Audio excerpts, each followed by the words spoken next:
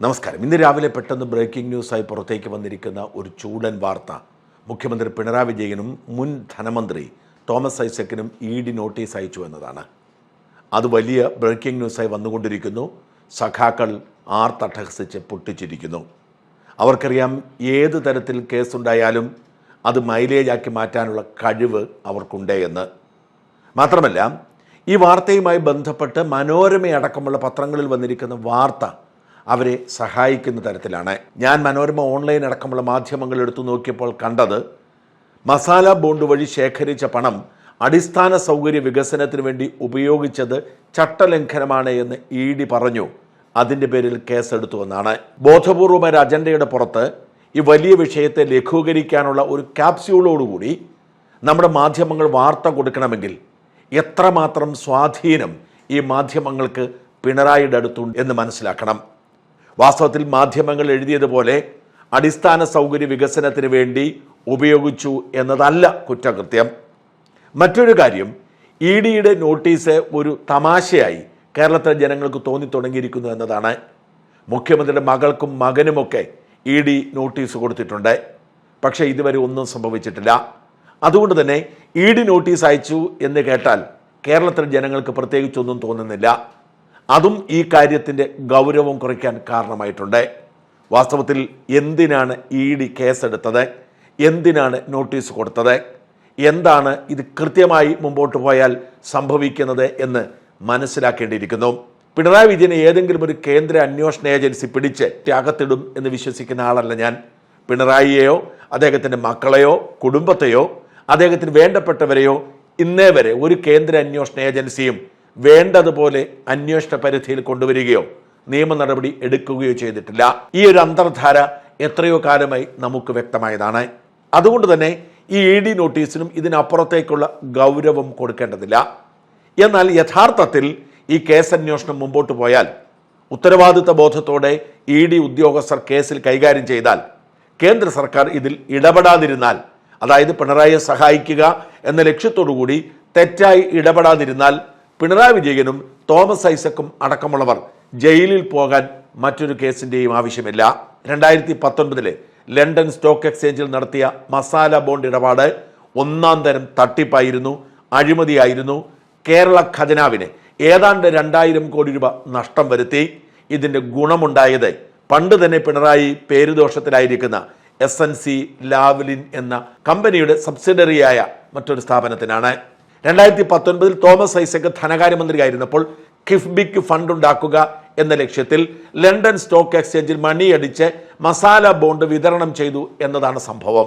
അങ്ങനെ 2150 കോടി രൂപ SNC ലാവ്ലിൻ എന്ന കമ്പനിയുടെ സബ്സിഡറി കമ്പനികളിൽ ഒന്നായ കനഡിയൻ പെൻഷൻ ഫണ്ടിൽ നിന്നും കിഫ്ബി ശേഖരിക്കുന്നു.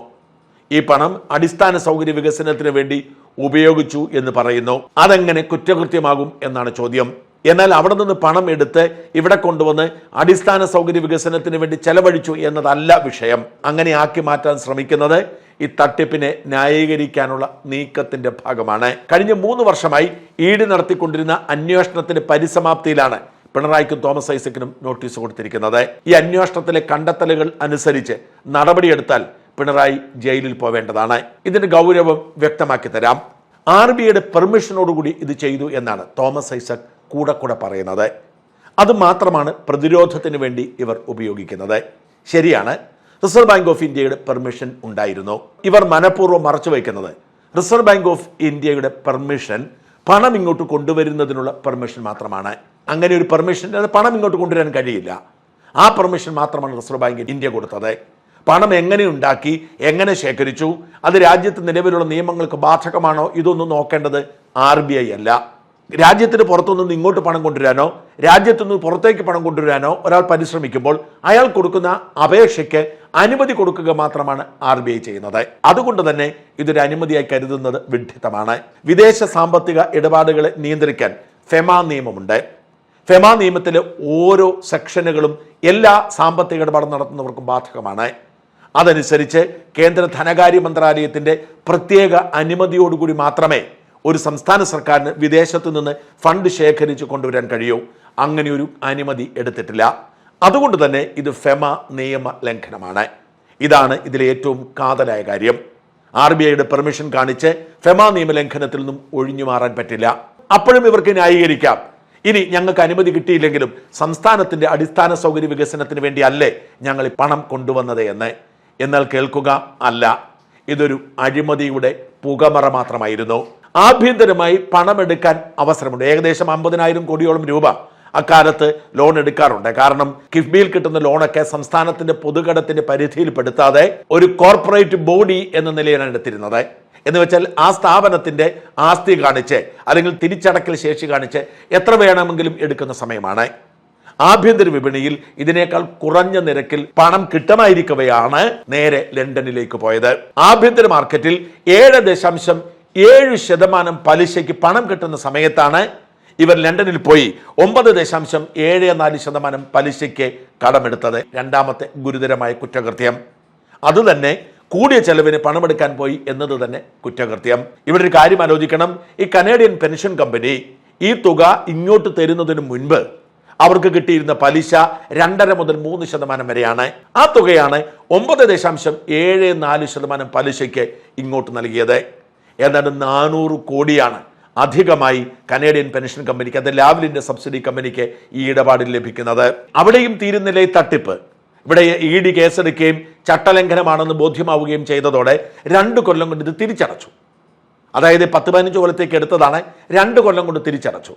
ഈ 2 കൊല്ലം കൊണ്ട് ഇത് തിരിച്ചടച്ചപ്പോൾ ഏതാണ്ട് 4,000 കോടി രൂപ തിരിച്ചടക്കേണ്ടി വന്നു. 2,150 കോടി എടുത്തിട്ട് ഏതാണ്ട് 4,000 കോടി രൂപ തിരിച്ചടക്കേണ്ടി വന്നു.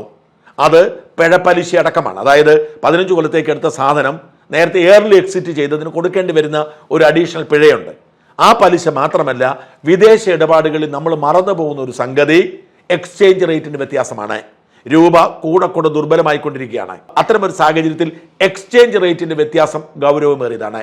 2,150 കോടി രൂപയുടെ തത്തുല്യമായ ഡോളർ അല്ലെങ്കിൽ പൗണ്ടാണ് നമ്മൾ കടമായി എടുക്കുന്നത്. അത് അന്നത്തെ എക്സ്ചേഞ്ച് റേറ്റിലാണ് 2,150 കോടി രൂപ. എന്നാൽ തിരിച്ചടയ്ക്കുന്നതോ പൗണ്ടിൽ അല്ലെങ്കിൽ ഡോളറിലാണ്. പൗണ്ടാണെന്ന് കരുതുക. അന്നൊരു പൗണ്ടിന് ഏതാണ്ട് 80 രൂപ വിലയുണ്ടായിരുന്നു. തിരിച്ചടച്ചപ്പോൾ പൗണ്ടിന്റെ വില 100 രൂപയായി. എന്ന് വെച്ചാൽ ഈ എക്സ്ചേഞ്ച് റേറ്റിലെ വ്യത്യാസം തന്നെ ഒരു പൗണ്ടിന് 20 രൂപ വരുന്നു. ആ എക്സ്ചേഞ്ച് റേറ്റിലെ വ്യത്യാസവും അമിത പലിശയും പലിശയിലുണ്ടായ വ്യത്യാസവും ഒക്കെ അടക്കം ഏതാണ്ട് 4,000 കോടി രൂപയാണ് തിരിച്ചടക്കേണ്ടി വന്നത്. എന്ന് വെച്ചാൽ ഏതാണ്ട് 2,000 കോടി രൂപയോളം ഈ ഖജനാവിന് നഷ്ടം വരുത്തി. എന്തിനാണ് ഈ 2,000 കോടി രൂപ ഖജനാവിന് നഷ്ടം വരുത്തി? മസാല ബോണ്ട് വാങ്ങാൻ പോയത് ഇവിടെ ആഭ്യന്തര വിപണിയിൽ പണം കിട്ടാത്തത് കൊണ്ടാണോ? ഇതാണ് ഏറ്റവും സുപ്രധാനമായ ചോദ്യം. അതുകൊണ്ട് തന്നെയാണ് പറയുന്നത് ഇതിന്റെ പിന്നിൽ അഴിമതിയുണ്ട്, തട്ടിപ്പുണ്ട്. SMC ലാവ്ലിനെ സഹായിക്കാനാണ് ഇത് ചെയ്തത് എന്ന്. ഇനി ഒരു കാര്യം കൂടി പറയാതിരിക്കാൻ നിവൃത്തിയില്ല. ഏതാണ്ട് 50 കോടിയോളം രൂപ മുടക്കിയാണ് മണിയടിക്കാൻ പോയത്. ലണ്ടൻ എക്സ്ചേഞ്ചിൽ മണിയടിക്കുന്നത് എന്തിനാണ്? ഈ മസാല ബോണ്ട് അവിടെ വിതരണം ചെയ്യുമ്പോൾ ആ എക്സ്ചേഞ്ചിലുള്ള ആളുകൾക്ക് ഈ ബോണ്ട് വാങ്ങാൻ തോന്നണം, അവരിങ്ങോട്ട് പണം തരണം. എന്നാൽ ഈ മണിയടിക്കൽ വെറും ഒരു തട്ടിപ്പ് ചടങ്ങ് മാത്രമായിരുന്നെന്നും ഈ മണിയടിയും മസാല ബോണ്ടും ഇഷ്യൂ ചെയ്യുന്നതിന് മുമ്പ് തന്നെ സിംഗപ്പൂരിലെയും ലണ്ടനിലെയും സ്റ്റോക്ക് എക്സ്ചേഞ്ച് വഴി ഈ കനേഡിയൻ പെൻഷൻ കമ്പനിയുമായി ധാരണയിലെത്തിയെന്നും വ്യക്തമായിട്ടുണ്ട്. എന്ന് വെച്ചാൽ മണി അടിക്കാതെ തന്നെ ഈ കനേഡിയൻ കമ്പനി ബോണ്ട് വാങ്ങാൻ തീരുമാനിച്ചിരുന്നർത്ഥം. ഈ മണിയടിക്കൽ വെറും തട്ടിപ്പായിരുന്നു. ഇതുകൊണ്ടാണ് പറയുന്നത് ഫെമ ചട്ടം ലംഘിച്ചുകൊണ്ട് അവിടെ നിന്ന് പണം ഇങ്ങോട്ട് കൊണ്ടുവന്ന് ഈ 2,150 കോടി രൂപ വഴി 2,000 കോടിയോളം രൂപ ഖജനാവിന് നഷ്ടം വരുത്തി വലിയ ദുരൂഹമായ സാമ്പത്തിക ഇടപാടുകൾക്ക് പോയി. അതിന് എന്തെല്ലാം ഗുണം ആർക്കെല്ലാം ഉണ്ടായിട്ടുണ്ട് എന്ന് അന്വേഷിച്ച് കണ്ടെത്തണം. മുഖ്യമന്ത്രി മകളുമായി ബന്ധപ്പെട്ട് കാനഡയിൽ ഒരു അഡ്രസ് ഉണ്ടെന്നും പ്രോപ്പർട്ടി ഉണ്ടെന്നുമുള്ള ആരോപണം നേരത്തെ ഉയർന്നിരുന്നു. അതൊക്കെ ശരിയാണോ? ഈ ഇടപാടിന്റെ ഭാഗമാണോ എന്ന് അന്വേഷിക്കേണ്ടതുണ്ട്. മാത്രമല്ല ഇതിന് ഇടനില നിന്ന കൊച്ചിയിലെ ഒരാളുണ്ട്. അയാൾക്ക് എന്താണ് 40 കോടി രൂപ കമ്മീഷൻ കൊടുത്തിരുന്നു. അയാൾ ആരാണ്? എന്തിനാണ് ആ ഇടനിലയുമായി അയാൾ രംഗത്ത് വന്നത്? ആർക്കൊക്കെ ഇതിന് നേട്ടമുണ്ടായിട്ടുണ്ട്? ഏത് തരത്തിലാണ് ഈ തട്ടിപ്പ് നടന്നത്? ഇതൊക്കെ അന്വേഷിച്ച് കണ്ടെത്തേണ്ടതാണ്. ED ഒരു പക്ഷേ അന്വേഷിച്ചിട്ടുണ്ടാവാം. അവരുടെ ഈ വിവരങ്ങളൊക്കെ ഉണ്ടാവാം. ആ വിവരങ്ങളുടെ അടിസ്ഥാനത്തിലായിരിക്കാം ഇപ്പോൾ പിണറായി വിജയന് നോട്ടീസ് കൊടുത്തിരിക്കുന്നത്. ഈ നോട്ടീസ് വെറും നോട്ടീസിൽ നിന്നു പോകുമോ എന്ന് നമുക്കറിയില്ല. ഈ നോട്ടീസിനെതിരെ അടിസ്ഥാന സൗകര്യ വികസനത്തിന് പണം മുടക്കിയത് നിയമവിരുദ്ധമാണ് എന്ന് പറഞ്ഞു എന്ന് ക്യാപ്സ്യൂൾ ഇറങ്ങിക്കഴിഞ്ഞു.